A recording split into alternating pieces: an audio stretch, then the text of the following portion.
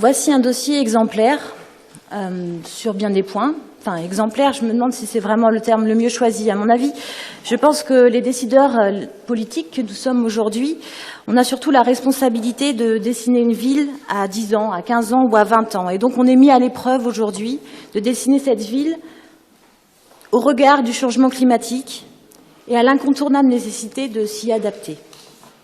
Alors, c'est ce qu'on fait. C'est ce qu'on fait avec la ZAC Pirmez-les-Îles. Parce que quand on inscrit au cœur du cahier des charges qu'il faut prendre en compte le sauvage, qu'il faut protéger le vivant, quand on y inscrit aussi notre volonté de réparer les sols ou de démotoriser la ville, c'est qu'on pose notre volonté politique forte de limiter notre impact sur le climat et aussi de nous adapter au changement de celui-ci.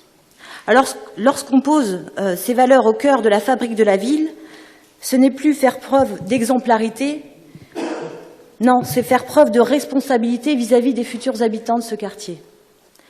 On montre aussi qu'il faut poser maintenant, tout de suite, urgemment, une volonté politique forte sur ces sujets pour imaginer et construire une ville circulaire, une ville nature, une ville résiliente, une ville équilibrée et facile à vivre.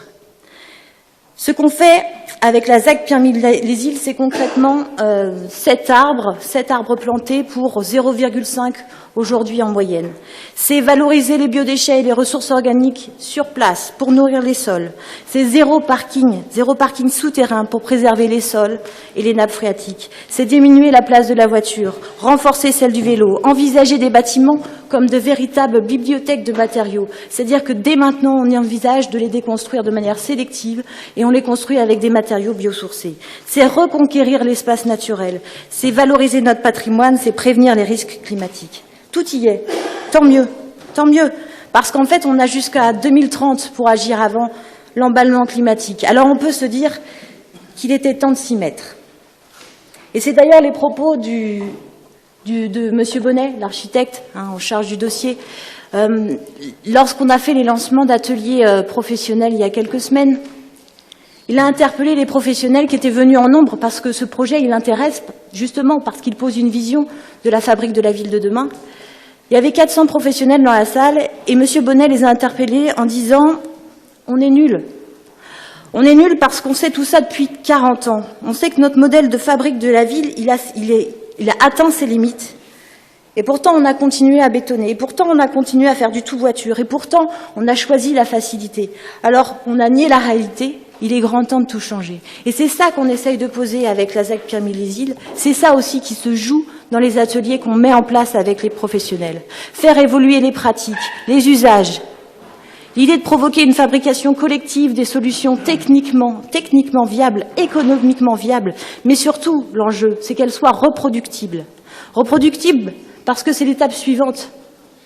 L'étape suivante, c'est de fabriquer la ville comme ça sur l'ensemble de notre métropole.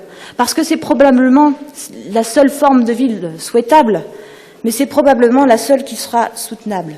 Alors oui, la ZAC Pirmez-les-Îles est un démonstrateur pour imaginer le reste.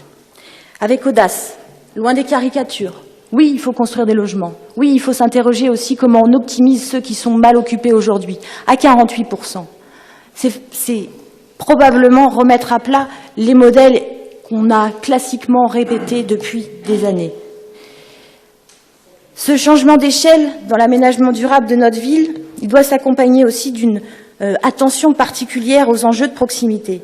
Et là, je l'ai déjà eu l'occasion de le dire, Alain Robert, moi je ne comprends pas pourquoi on ne saisit pas l'opportunité d'anticiper, d'améliorer l'offre d'équipements publics sur ce quartier.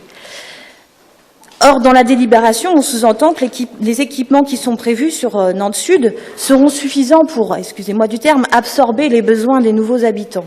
Moi, je pense qu'une nouvelle école, oui, c'est indispensable, mais des équipements sur les personnes âgées, sur les lieux de médiation culturelle, de médiation sociale, de maisons de quartier ou autres locaux associatifs, là, je me permets de faire le porte-voix, si je puis dire, des habitants de Nantes Sud qui nous alertent quotidiennement sur ces sujets-là. Et puis je note aussi au titre de la délégation que j'ai sur l'économie sociale et solidaire, à la ville comme à la métropole, que les acteurs de l'ESS, les collectifs, les associations crient au manque de mètres carrés sur notre ville. Donc c'est ceux qui font la transition, c'est ceux qui vont accompagner au quotidien, c'est des fabricants de solidarité dans la proximité dans nos quartiers. Donc pour moi, faire la ville de demain avec audace, c'est à la fois prendre des risques sur les nouveaux modèles, c'est à la fois re-questionner la manière dont on l'a fait classiquement depuis des années, mais c'est aussi garder une attention et faire la priorité à la proximité. Merci.